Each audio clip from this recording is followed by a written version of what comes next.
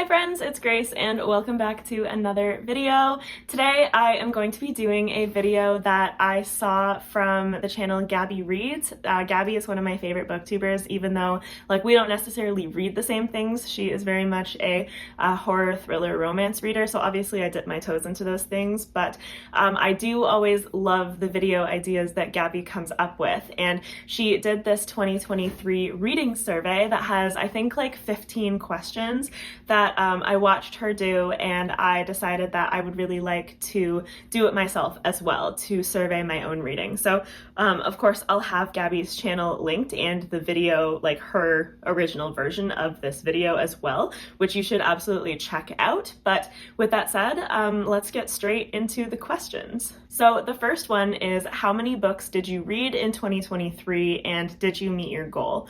And so for me, I finished 81 books. That's not counting a couple of DNFs that I had. So I finished 81 books and I did meet my goal, because my goal was 70 books, as it has been for the past few years, because that is sort of very happy medium of a goal for me. But I was also very happy to achieve it and surpass that.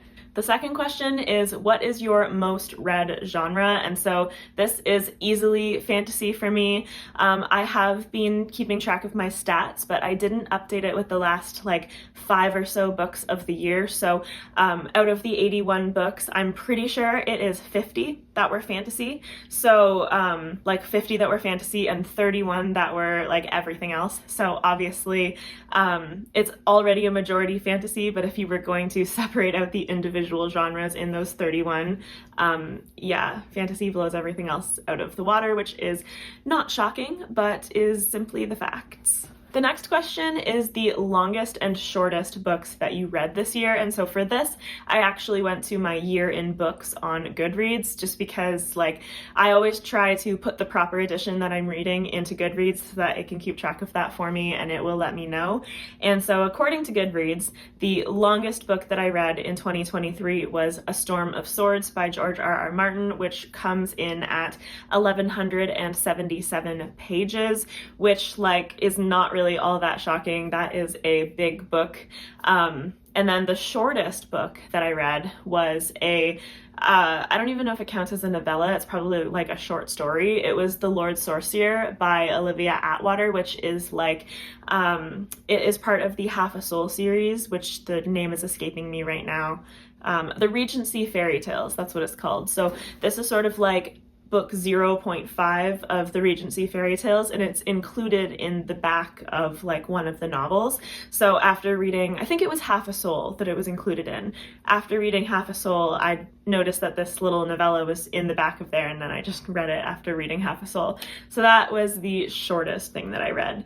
I think that my average book length came in somewhere in the 400s, so I don't read too many things that are super, super short like that, but I do actually hope to read some more shorter books in the future, just because I have a lot of things on my shelves that are shorter and aren't massive fantasy books.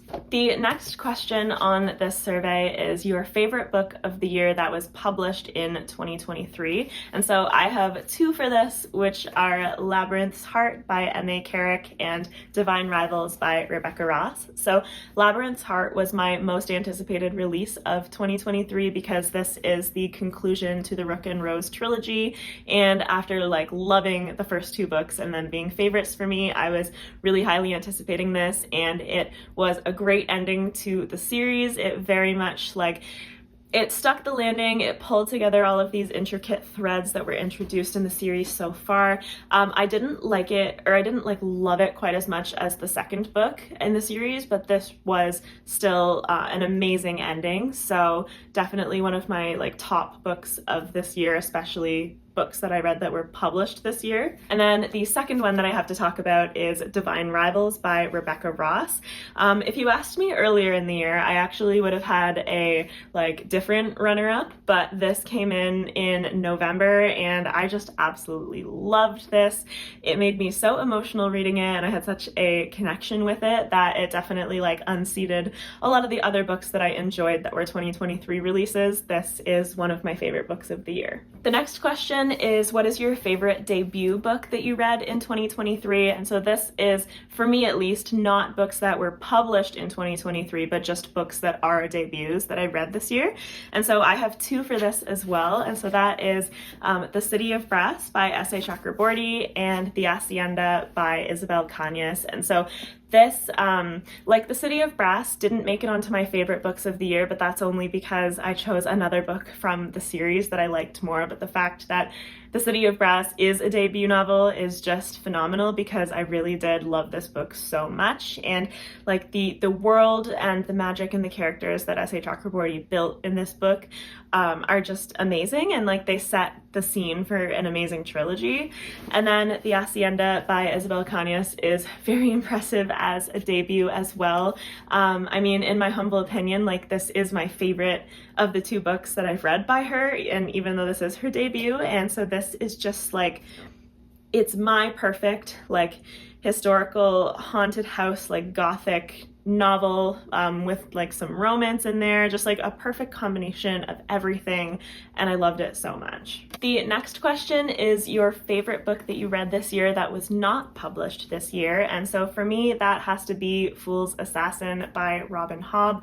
This is the first book in the Fitz and the Fool trilogy, which is the final series in the realm of the Elderlings. And this book, like Hobb with the Fitz books, like the first books in the second two trilogies just have this feeling when you get back into them of like coming home and just sinking into them, and she allows you some time kind of to just immerse yourself in the world and the characters before things kind of get going again for what's going to happen in the actual trilogy. And Fool's Assassin, like it does do a lot of legwork and like sets up what's going to happen in the trilogy, but the way in which it does that is just this kind of like somewhat slow moving beginning where you just get to be there.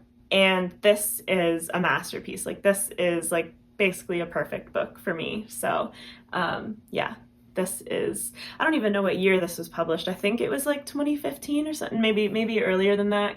I don't know, because I think that the final trilogy was published something between like 2014 and 2017. So yeah, definitely just not 2023 and a perfect book.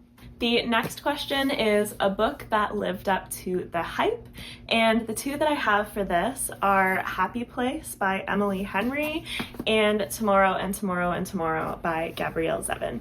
Both of these kind of for different reasons. Happy Place I have read and enjoyed an Emily Henry before, but this one, even though it was super popular this year, it was getting sort of mixed reviews. Like it seemed like this either hit for you or it didn't, but at that same time, like a lot of people did love it. So I was really excited to read it, but I really just wasn't sure going in how I was going to feel about it. And I cried so much reading this book, like so much.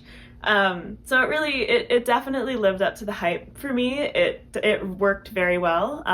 There was a small problem that I had with one of the communications in the book, but like it was a small problem. For the most part, it really did work for me, and it hit hard. Then with Tomorrow and Tomorrow and Tomorrow, this one is essentially just because like it was so popular, like once again, like in the Goodreads Choice Awards, much like Happy Place, and like lots of people loving it, and like I just wasn't sure whether it was going to work for me because of the nature of it being about our main characters being like video game developers and that being a large focus of the book. But it definitely did live up to the hype. This is one of my favorite books of the year, and I really did love it. So I was like happy to agree with the majority on that. The next question is a book that did not live up to the hype. And I also have two for this, but they're kind of for different reasons. So the first one is a book that wasn't a bad book for me, and that is Best Served Cold by Joe Abercrombie. But it's just that a lot of people seem to like love this book. And what I said upon finishing it, and I still feel this way, is that if this was like 150 50-ish or like 100 pages shorter, I think that I probably would have loved it too. And I did really enjoy it because like it's still Abercrombie and he's still really good at what he's doing and all of the components are there. But it ended up being like 3.5 stars for me just because there were definitely times where I felt like we were spending too long on something and I just wanted to feel what other people were clearly feeling in those moments. And there were times in the book where I did feel that, but I just thought like, well, there were the times when it really slowed down, and if those had been a little bit more smoothed over, then I probably would have loved it as well, but it just didn't quite live up to that. Then the second one is a little bit more sad, and that is Empire of Silence by Christopher Rocchio, because I did DNF this book, and in the future I will attempt to come back to it, I'm sure, but this is a really popular series, and it was recommended to me, and I wanted to like it, but I got through like the first 100 pages, and I was bored, so I just couldn't do it at that time, and it is disappointing, because this has a lot of hype, like that. I forget which book it is that's coming out. It might be the 6th book that's coming out in 2024 or even the 7th, I'm not sure. But it has a lot of excitement and like people really love it. But it like those first 100 pages, they definitely didn't work for me. And we'll see if at a time when I'm more in the mood for it, I can push through and see if I will eventually enjoy it. The next question is the book that felt like the biggest accomplishment, and this one is easy and it doesn't really require that much explanation either, because Assassin's Fate by Robin Hobb was definitely the biggest accomplishment for me for this year, because this is the final book in the Realm of the Elderlings, 16 of 16. And I can't believe that I'm finished with the Realm of the Elderlings, but yeah, I don't think there is a book this year that represents something bigger than this. The next question is your favorite character that you read this year, and so if I had to choose one, I would pick Fitzchivalry Farseer from the Realm of the Elderlings.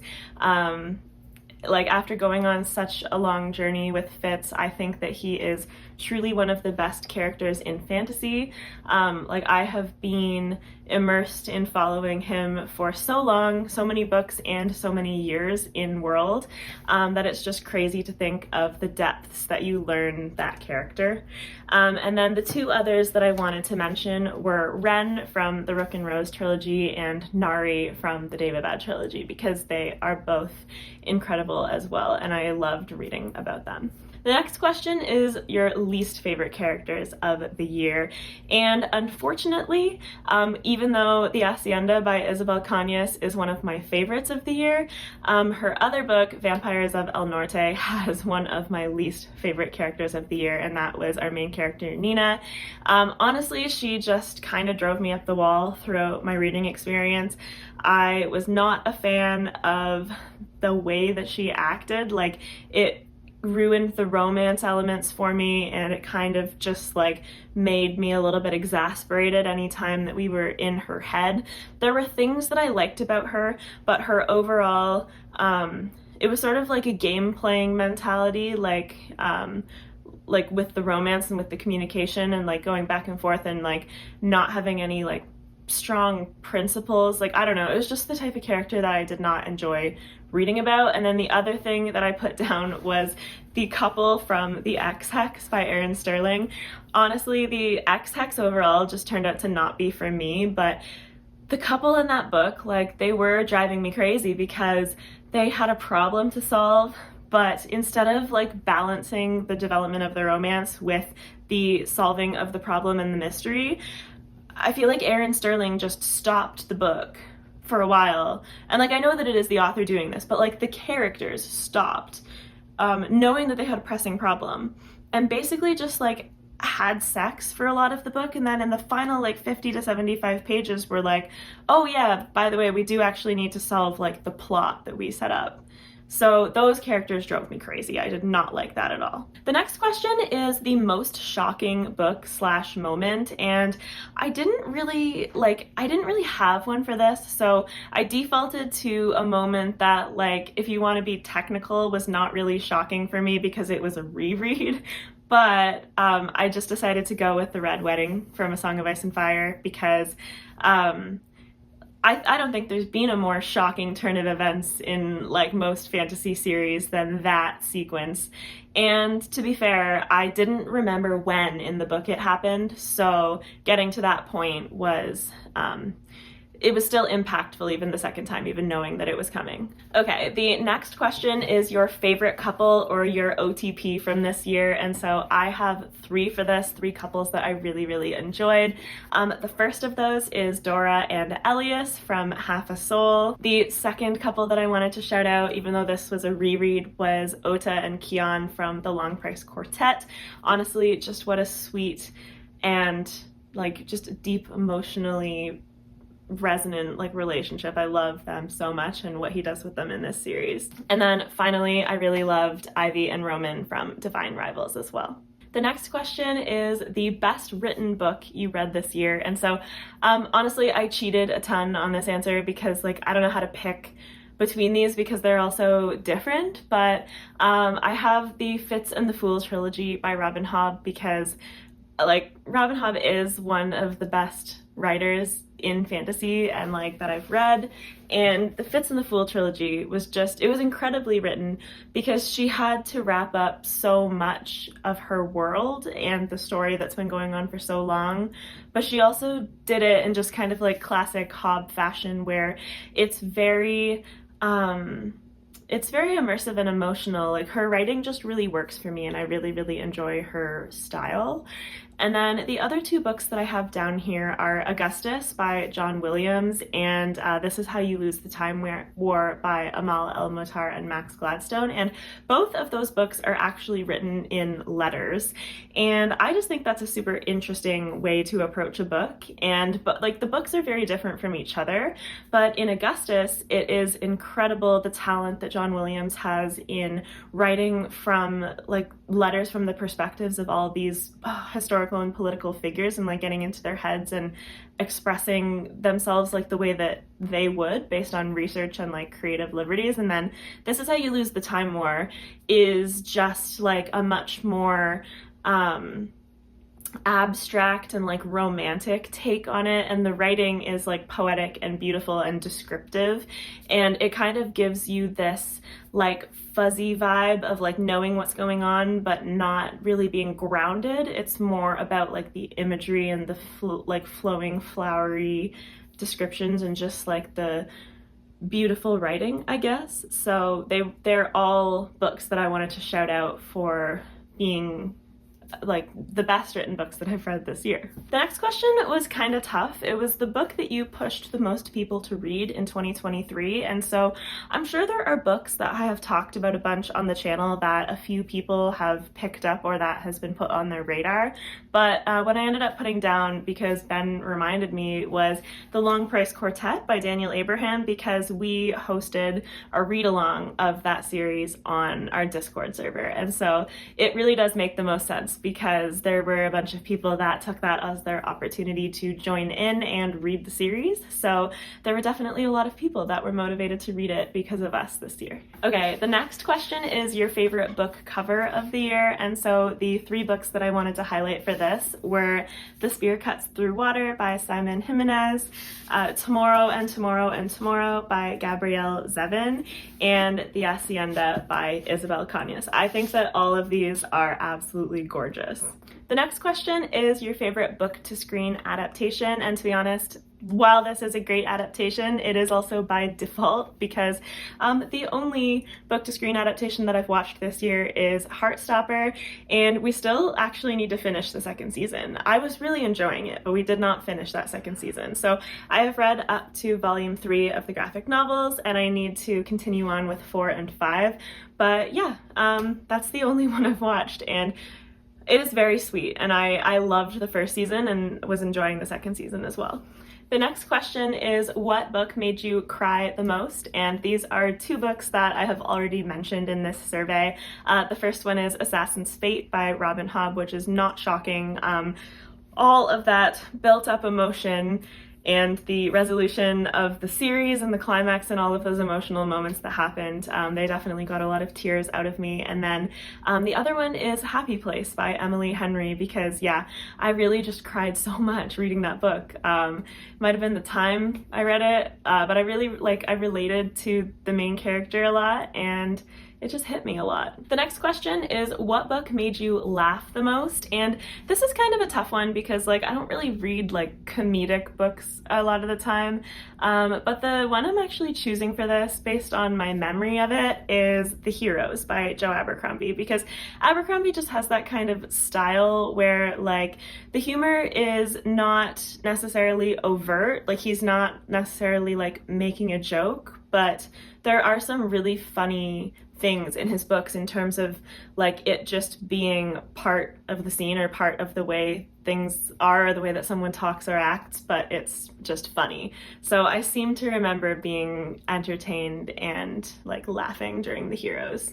The second last question in the survey is a new favorite author that you discovered this year. And so the two that I have down for this are S.A. Chakraborty, who wrote the David Bad trilogy, and then John Williams, where I've now read Stoner and Augustus.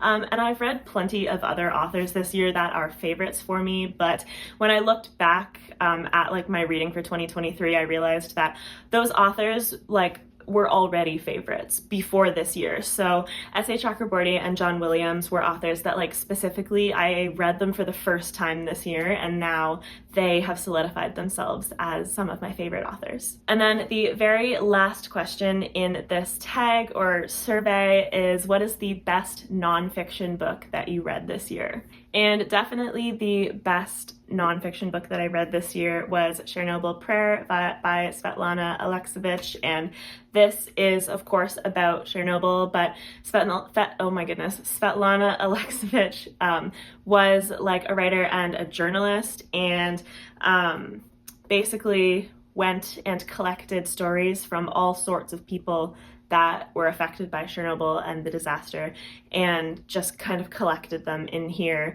And there are some straight up accounts and some poems and some conversations where many people speak, and the way that it is presented is really interesting, but it is very just stripped down and raw and honest, and it's just very, I don't know, it's horrifying in its way, but it was a very, very eye-opening book, I guess, because even when you learn about what happened at Chernobyl, it doesn't take the time, or it doesn't have the time in a lot of the things that you'll see, to ask a lot of normal people what they thought and what their experience was, which is what this book does. So it was very, very good, and very, very sad at the same time, and bleak, but very good. So that is the end of this 2023 reading survey. Once again, this video and the questions came from Gabby Reeds, so I will have her channel linked in the description, but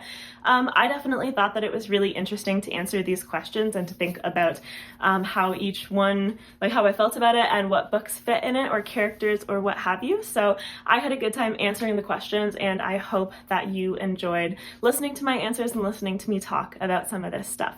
So with that said, that is going to be it for this video. So please if you liked it. Let me know down in the comments what you think, maybe some of your answers to these questions, or what you think of my answers. I would love to hear from you. Please do subscribe if you would like to see more from me. As always, I'll have my Discord with Ben and my socials linked in the description if you're interested in any of that stuff. And I hope you have a fantastic rest of your day. Bye!